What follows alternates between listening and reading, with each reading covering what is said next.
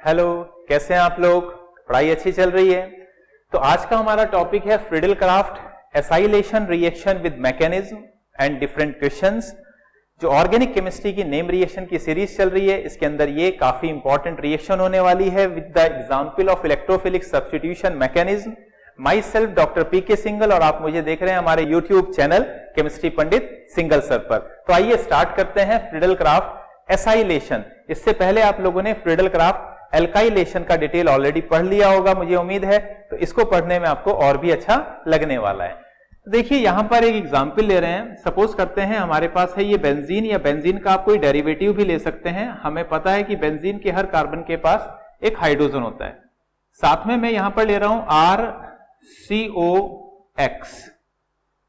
Although आपको पता है X कोई हैलोजन हो सकता है, जैसे फ्लोरीन, क्लोरीन, ब्रोमीन या आयोडीन, और R ग्रुप यहां पर कोई एल्काइल ग्रुप हो सकता है, और ये एसाइल ग्रुप भी हो सकता है। एल्काइल या एसाइल ग्रुप हो सकता है। ये रिएक्शन करेंगे एनहाइड्रस एल्यूमिनियम क्लोराइड की प्रेजेंस में, एंड यू विल गेट, यहां से ये X यानी हैलोजन इस हाइड्रोजन को लेकर बाहर निकलने वाला है, यानी यहां पर HX बाई प्रोडक्ट मिलेगा, and this COR group will be attached. COR ये पैटर्न रहेगा इस रिएक्शन के अंदर। If we replace this like एक एग्जाम्पल हम लोग लिखते हैं, और साथ में क्योंकि कुछ क्वेश्चंस भी हम साथ साथ में सॉल्व करते हैं, आप लोगों को पैटर्न मालूम है अच्छे से। सपोज करते हैं हमने CH3COCl which is the acid derivative, इसको हम एसिटाइल क्लोराइड बोलते हैं। एसिटाइल क्लोराइड, IUPAC नेम है इसका ethanoyl chloride, in presence of anhydrous aluminium chloride अगर रिएक्शन होगी, ये Cl इस H को लेकर बाहर होने वाला है HCl की फॉर्म में, along with you will get COCH3। इसका नाम है एसीटोफिनोन।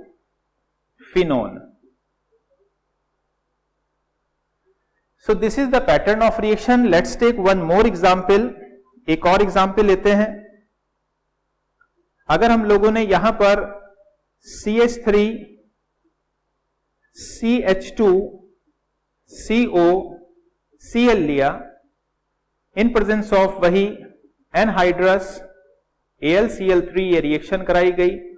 देखिए जब हम फ्रीडल-क्राफ्ट एल्काइलेशन पढ़ रहे थे तो वहां एक बड़ी इंपॉर्टेंट बात मैंने बताई थी कि वहां रीअरेंजमेंट पॉसिबल है if you are using anhydrous AlCl3, इसकी प्रेजेंस में अगर हम रिएक्शन करा रहे हैं, जिसमें हमने 1,2 hydride shift, 1,2 phenyl shift, 1,2 methyl shift के बारे में बात की थी। लेकिन आप ये पक्का याद रखिए कि जब हम एसाइलेशन के बारे में बात करते हैं तो एसाइलेशन में किसी भी तरीके के रीअरेंजमेंट की बिल्कुल भी जरूरत नहीं है। यहां पर जो रिएक्शन इंटरमीडिएट है वो कार्बोकैटायन नहीं बनता है। इस पॉइंट को आप अच्छे से नोट करिए, और इसकी डिटेल स्टडी को जानने के लिए आप इससे पहले जो रिएक्शन है फ्रीडल-क्राफ्ट एल्काइलेशन, उसको जाकर आप जरूर से देखिए, वो बहुत इंपॉर्टेंट साबित होगी आपके लिए।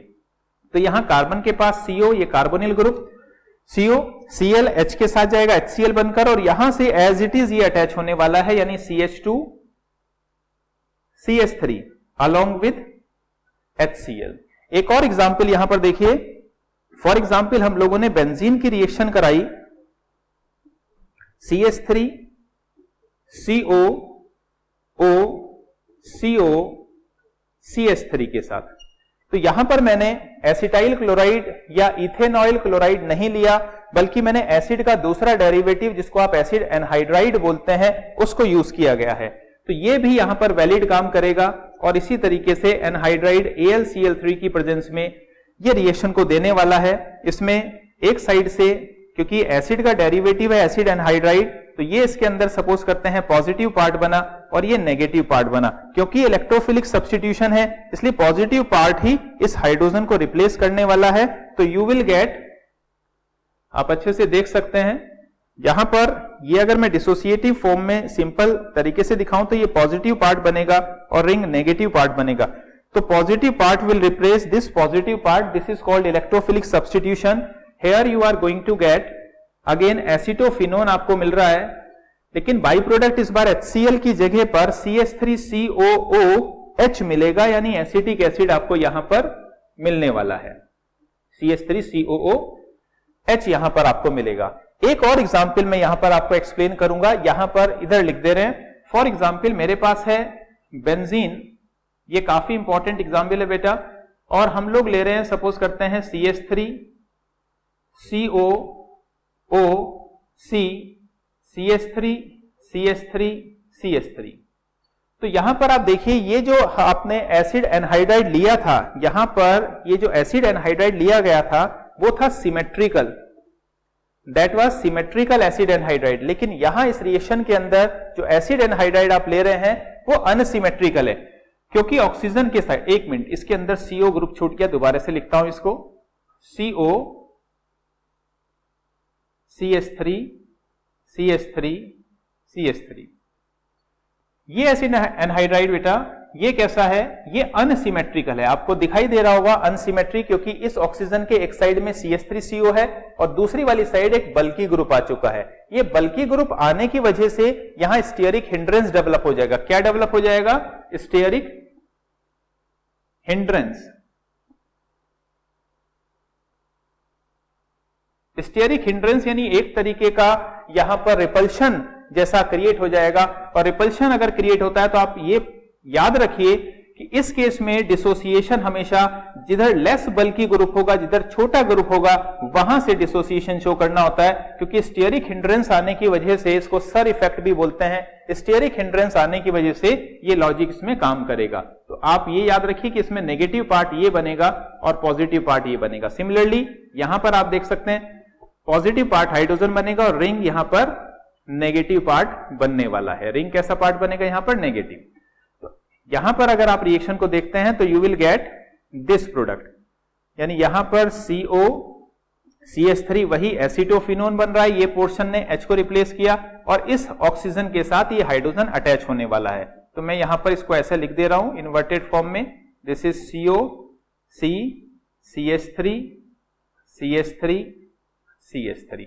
So this will be the reaction pattern। तो मुझे लगता है कि एग्जाम्पल वाइज आपको काफी सारी चीजें ऑलरेडी समझ में आ गई।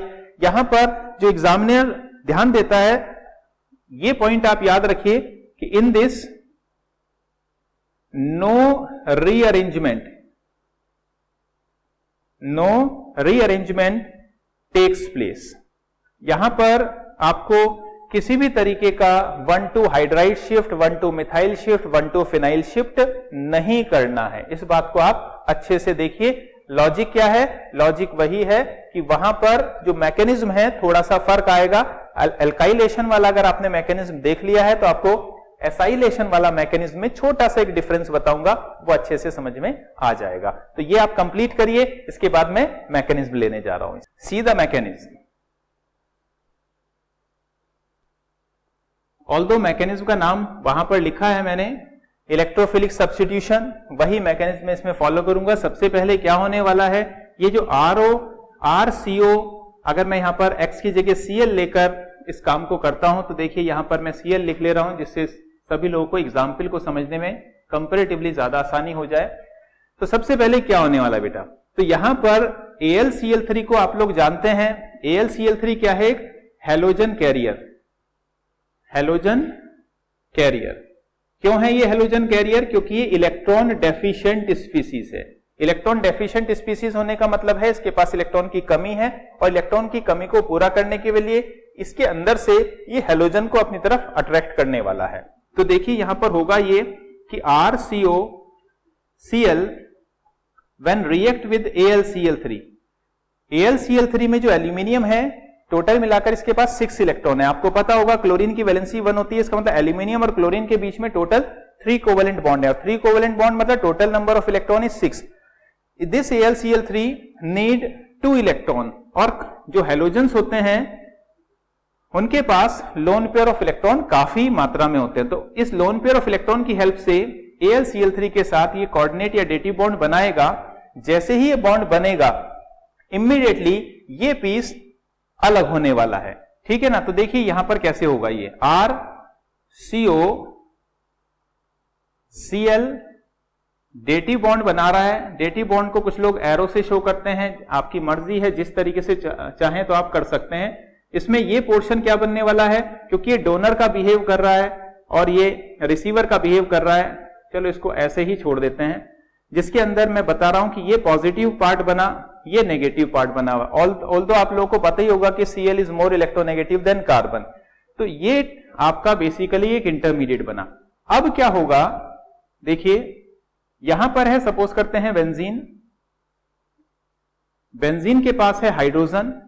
अब आप लोगों को पता ही है कि हाइड्रोजन, अगर मैं इसके अंदर के रिंग दिखा दे रहा हूं, हर बेंजीन रिंग के पास 1 2 3 4 5 6 ये 6 पाई इलेक्ट्रॉन्स होते हैं, और पाई इलेक्ट्रॉन होने की वजह से ये पॉजिटिव पार्ट वाली साइड से ये किसी भी कार्बन पर अटैक कर सकता है। इसी को बोलते हैं इलेक्ट्रोफिलिक अटैक होना।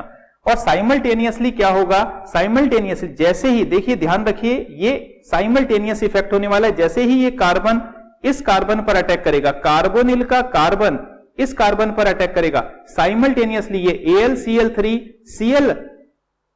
Cl के ये बॉन्ड लेकर Cl माइनस बनाकर बाहर निकल जाएगा। यानी मैं बोल सकता हूं यहां पर AlCl4 माइनस अलग हो जाएगा।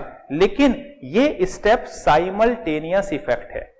ऐसा नहीं होगा कि पहले ये बॉन्ड टूटेगा उसके बाद ये जाकर अटैक करने वाला है, यानी ऐसा समझ रहे हो, ये साइमल्टेनियस होने वाला है। तो साइमल्टेनियस होने के बाद आपको यहां पर क्या मिलेगा, हाइड्रोजन ऑलरेडी है, हाइड्रोजन के बाद ये कार्बन अटैक कर चुका है, तो COCH3 ये आपको यहां पर इंटरमीडिएट मिलेगा। लेकिन क्योंकि पॉजिटिव चार्ज ये आ रहा है और ये इलेक्ट्रॉन पूरे रहने वाले हैं, यहां पर ये वाला बॉन्ड बेसिकली ये नया बॉन्ड बना है, तो ये एक इलेक्ट्रॉन डेफिशिएंट सेंटर बनेगा, क्योंकि ये वाला इलेक्ट्रॉन यानी इस बॉन्ड के इलेक्ट्रॉन बाहर निकल गए और इस कार्बन के साथ बॉन्ड बना रहे हैं, इसीलिए ये बन जाएगी आपकी एक इंटरमीडिएट स्पीसीज। ऑल्दो ये एक नॉन एरोमेटिक कंपाउंड है, लेकिन ये भी स्टेबल है। स्टेबल क्यों है, क्योंकि इसके अंदर भी एक कंजुगेशन का बड़ा सा एरिया मिल रहा है। आप देख पा रहे हैं यहां पर double bond, single bond, double bond, single bond और कैटायन। तो यहां पर एक एरिया के अंदर आप चाहें तो रिजोनेटिंग स्ट्रक्चर शो कर सकते हैं। चलिए मैं इसको शो करके बताता हूं कैसे होगा। इसके अंदर इस तरीके के रिजोनेटिंग स्ट्रक्चर्स बनेंगे, ये प्लस। अब रिजोनेंस तो आपको आता ही होगा, नहीं आता है तो हम आगे इसको अलग से पढ़ लेंगे किसी दिन। So this will be the resonating structure. काफी सिंपल होता है, जब आप फर्स्ट टाइम पर इसको देखते हैं तो कुछ स्टूडेंट को ऐसा डर जैसा लगता है, लेकिन ऐसा है नहीं। बेसिकली रिजोनेंस इतना मुश्किल टॉपिक नहीं है। आप याद ये रखिए कि कहीं पर रेजोनेंस या कंजुगेशन आता है तो वो हमेशा कंपाउंड की स्टेबिलिटी को बढ़ाता है। जितने भी एरोमेटिक कंपाउंड्स हैं वो इतने ज्यादा स्टेबल इस रेजोनेंस की वजह से ही हो पाते हैं। तो इसको जो मैं बोलते रहता हूं साथ साथ में बेटा, उसको आप नोट करते जाएं। तो these are the resonating structures. ये आपके रिजोनेटिंग स्ट्रक्चर्स यहां पर बने हैं। आपको पता होगा रेजोनेटिंग स्ट्रक्चर जब बनते हैं तो उसका एक रेजोनेंस हाइब्रिड बनाया जाता है। तो यहां मैं इसके रेजोनेंस हाइब्रिड को बनाकर दिखा रहा हूं। So this will be the resonance hybrid. ये है आपका रेजोनेंस हाइब्रिड। पॉजिटिव चार्ज का डिलोकलाइजेशन इस पॉइंट से होकर यहां तक पहुंचा, यानी देखा जाए पॉजिटिव चार्ज का डिलोकलाइजेशन इस एरिया में रहा है। इसको शो ऐसे करते हैं और इस स्पीसीज को बोलते हैं सिग्मा कॉम्प्लेक्स। बेसिकली ये रेजोनेंस हाइब्रिड है। अब आप इसमें से किसी एक स्ट्रक्चर को ले रहे हैं, जैसे मैं लास्ट वाले स्ट्रक्चर को ले रहा हूं, आगे मैकेनिज्म को सॉल्व कर रहे हैं। ये सिचुएशन है, इसको मैंने दोबारा से बना लिया।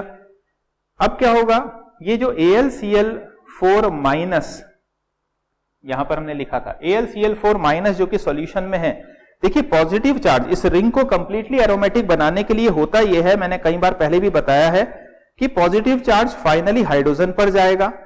हाइड्रोजन H+ बनने के लिए अपने बॉन्ड को शिफ्ट कराएगा और हाइड्रोजन बन जाएगा H+। अब ये H+ फाइनली इसके पास आएगा, क्या मांगने के लिए, अपना Cl- वापस मांगने के लिए। तो यहां से H+ निकला, इसके अंदर से Cl- आया और HCl दोनों मिलकर बन गया H+ और Cl- मिलकर बन गया HCl। यहां पर क्या बचा, यहां वापिस आपको AlCl3 जहां से रिएजेंट जो आपने लिया था वापिस आपको मिल गया। And finally what you are getting, आपको फाइनली COCH3 यानी you are getting your main product, आपको आपका मेन प्रोडक्ट मिल गया। So this is the mechanism of Friedel Crafts acylation. ये फ्रीडल-क्राफ्ट एसाइलेशन की मैकेनिज्म है। फ्रीडल-क्राफ्ट एल्काइलेशन भी आपको पक्का पक्का जानना है, तो इसलिए आप इससे पिछली वाली क्लास की भी वीडियो जरूर से देखिए, वहां से आपको अच्छा समझ में आने वाला है। अब यहां पर मैं एक साथ में क्वेश्चन ले रहा हूं, ऑल्दो एग्जाम्पल में मैंने एक दो बातें ले ही ली आपके साथ। मैं यहां पर बात करता हूं रेट ऑफ रिएक्शन के बारे में। सपोज करते हैं क्वेश्चन, छोटा सा क्वेश्चन है, बड़ा आसानी से समझ में आएगा। क्वेश्चन है हमारे पास कि RCOF, RCOCl, RCOBr and RCOI, यानी बेसिकली हेलोजेंस को चेंज किया गया। यहां पर क्लोरीन, ब्रोमीन, आयोडीन, फ्लोरीन वगैरह लिए गए। इनमें से कौन ऐसा है जो सबसे ज्यादा फास्ट फ्रीडल-क्राफ्ट एसाइलेशन रिएक्शन करेगा, यानी सबसे ज्यादा फास्ट। या फिर क्वेश्चन आ सकता है कि इनको आप अरेंज करिए अकॉर्डिंग टू देयर स्पीड या according to their rate of reactivity. याद ये रखिए, जब हमने एल्काइलेशन पढ़ा था और एसाइलेशन, दोनों का आंसर उल्टा होना है। क्या याद रखना है, एल्काइलेशन, फिलहाल मैं एसाइलेशन की बात कर रहा हूं बेटा। एसाइलेशन में आंसर होगा ये जो अभी मैं आपको लिख रहा हूं, this will be the answer. ये होगा increasing speed of rate of reaction, ये होगा इंक्रीजिंग स्पीड या रेट आप बता सकते, इंक्रीजिंग स्पीड ऑफ एसाइलेशन।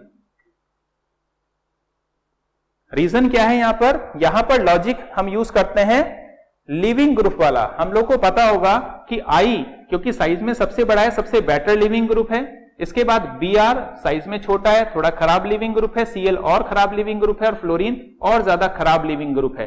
तो ये लिविंग ग्रुप का ऑर्डर है, लिविंग ग्रुप का ये ऑर्डर है, और लिविंग ग्रुप वाला लॉजिक यहां पर काम करता है। ऑल्दो जब हमने एल्काइलेशन पढ़ा था फ्रीडल-क्राफ्ट में, तो वहां लिविंग ग्रुप वाला लॉजिक काम नहीं करेगा, आप इस बात को अच्छे से याद रखिए। वहां पर साइज छोटा होने वाले से जो इंटर इलेक्ट्रॉनिक रिपल्शन वाला लॉजिक है वो काम कर रहा था। इसलिए मैं बार बार रिपीट कर रहा हूं कि आप इससे पहले वाली क्लास को, रिएक्शन को, फ्रीडल-क्राफ्ट एल्काइलेशन को जरूर से देखेंगे, तो ये वाला लॉजिक भी आपको और बेटर से समझ में आ जाएगा। तो मुझे लगता है कि कंप्लीट रिएक्शन समझ में आ गई होगी आपको, तो इसको अच्छे से तैयार करिए।